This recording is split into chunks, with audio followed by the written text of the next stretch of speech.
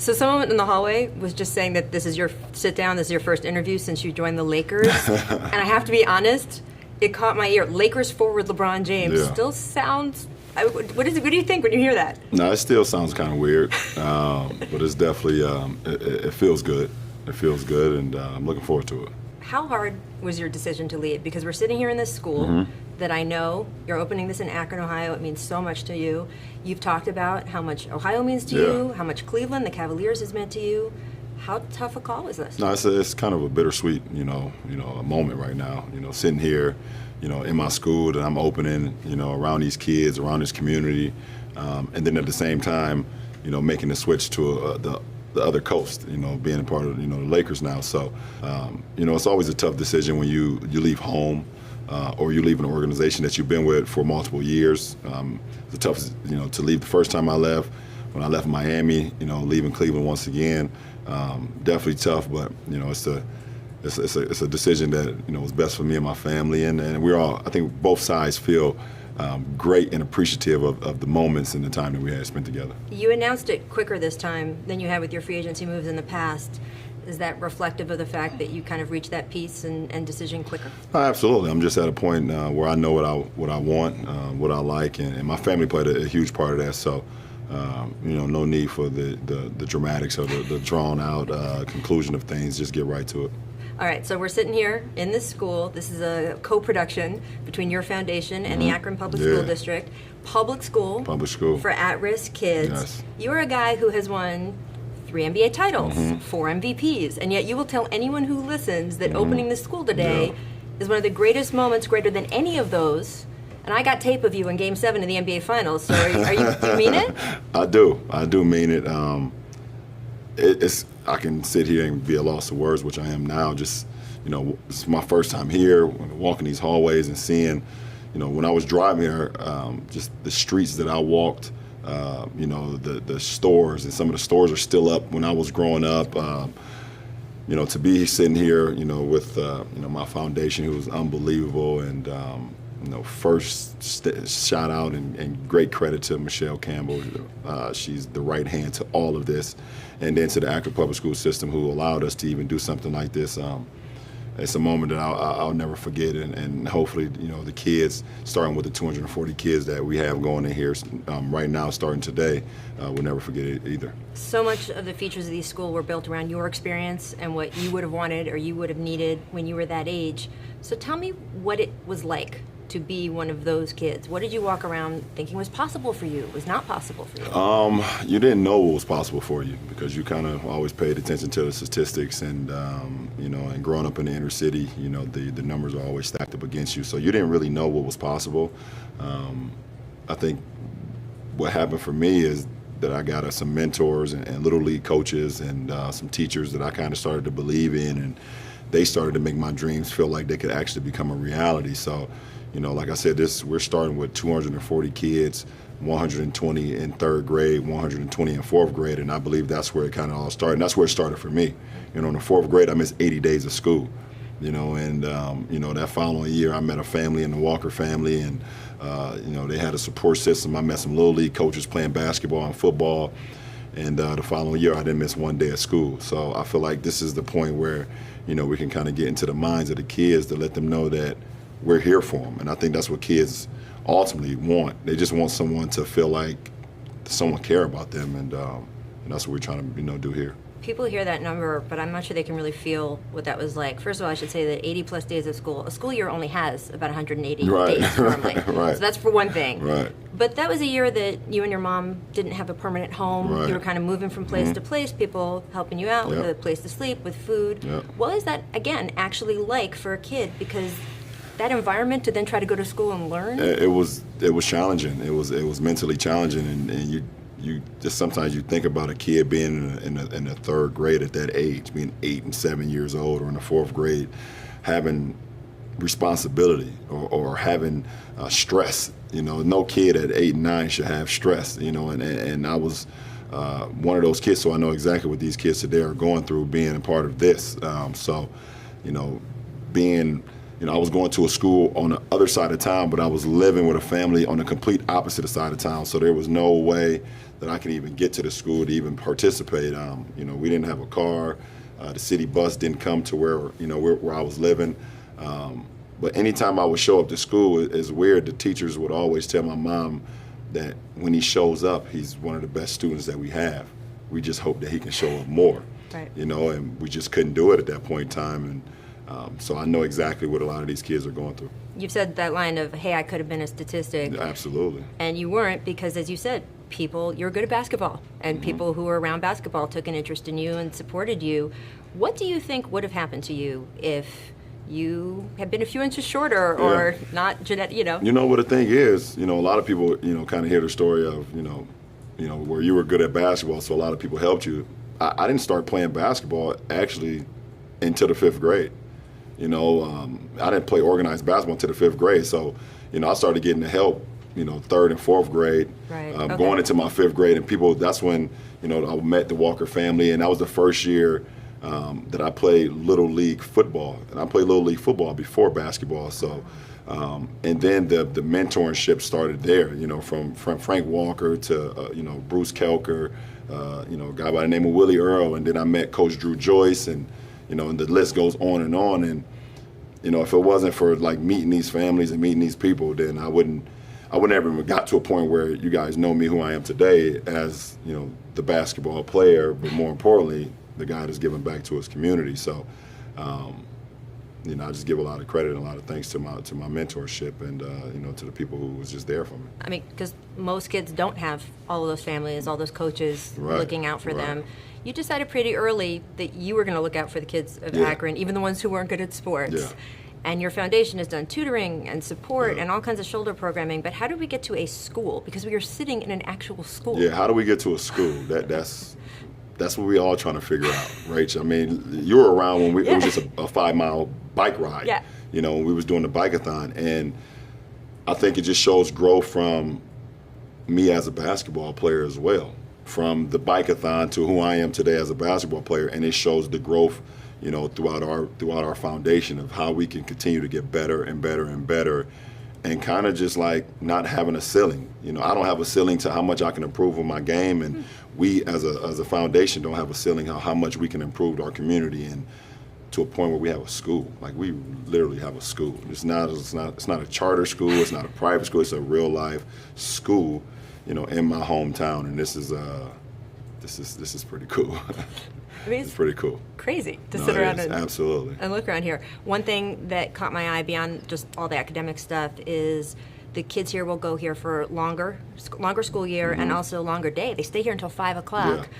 Partly just so they're in this supported system and not out in the world as much. Absolutely. The other thing was food, is that if a kid is hungry, it's hard to learn.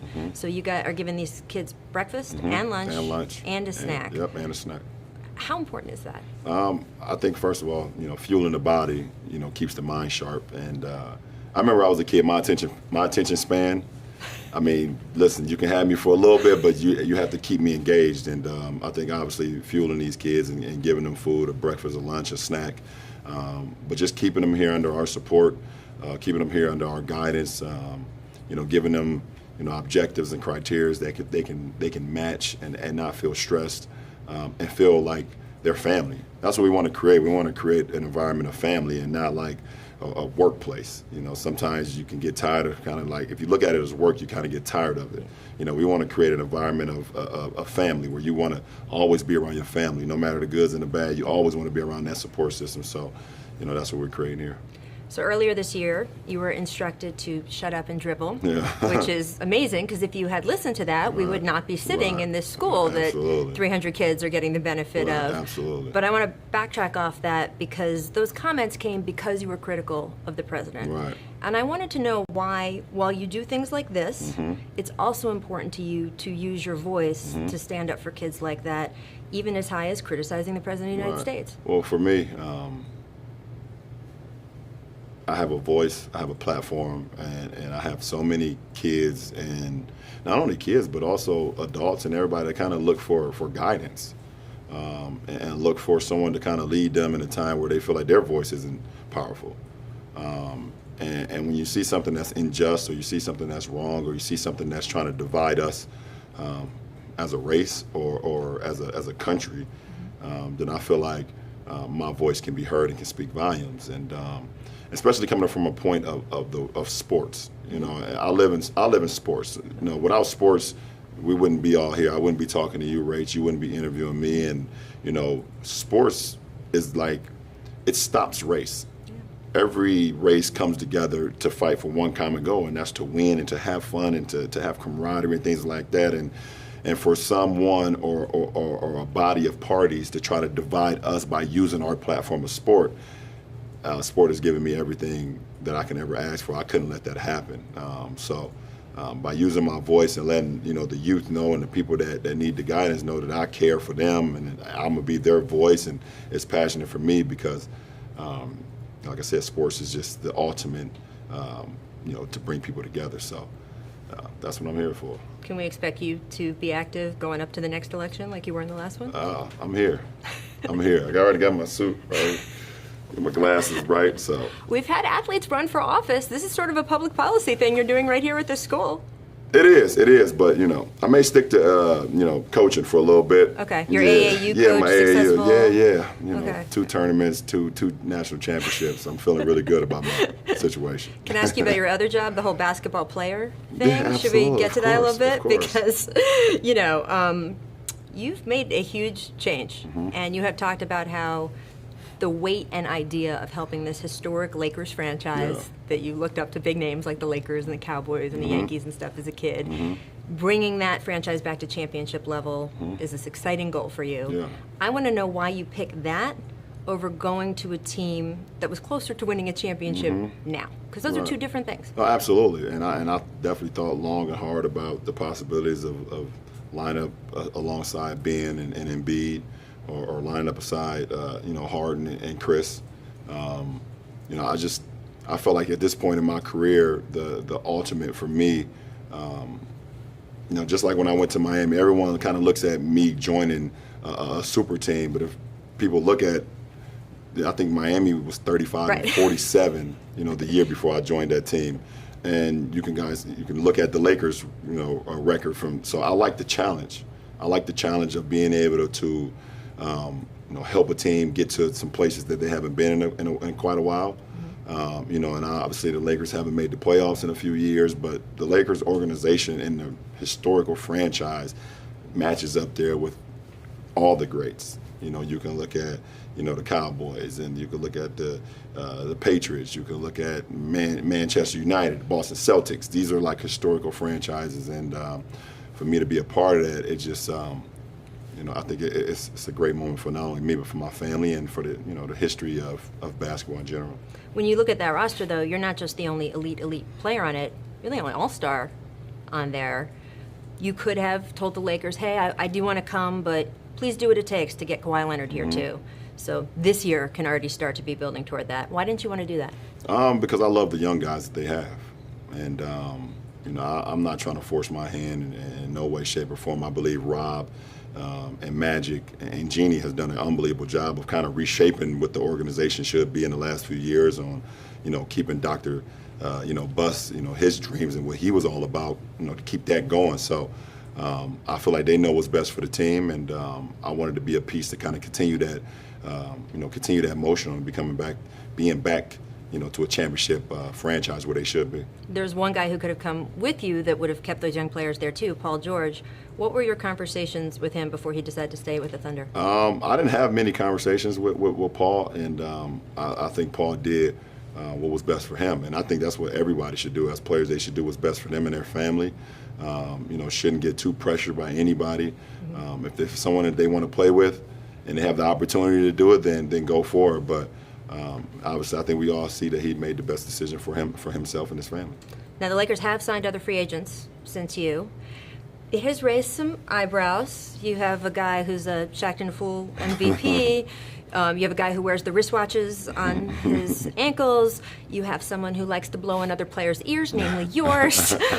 Why should people not be skeptical of this roster? Because we just got guys who love to play basketball. At the end of the day, guys that love to play ball and that's what they do every single day. I love that.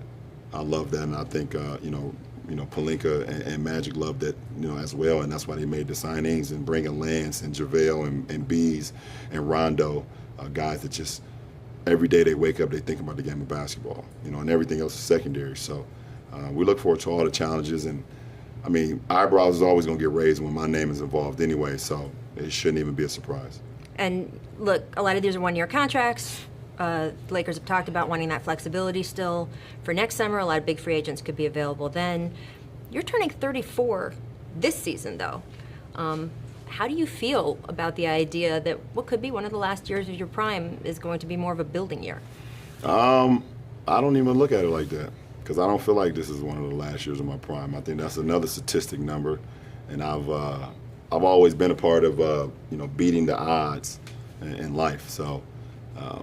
Being around my kids it gives me even more and more time in my youth. So, I don't feel like this is even a rebuilding, year for us. We have an opportunity to do something that a lot of people don't think we can do, and we love the notion of it. It's another rebuilding year, and we don't have enough. So, that will motivate the guys that we have anyways. I mean, look, the reason why people are saying, I don't know where the Lakers are going to end up is because the Western Conference is really tough. Absolutely. It's one of the deepest it's been in a while.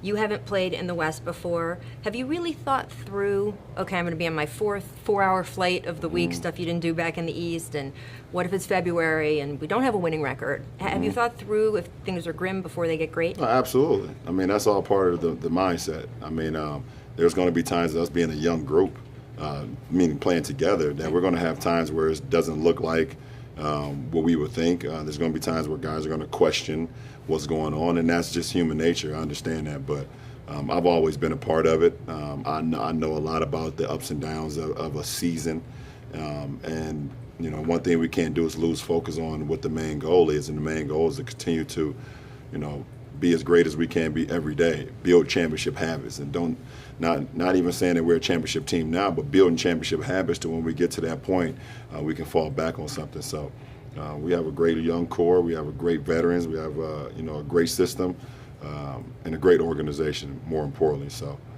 it should be fun. And you've made a long-term commitment to these guys, 4-year contract. How confident are you that sometime in these 4 years you will be in the finals again? You could win another championship. That's the goal.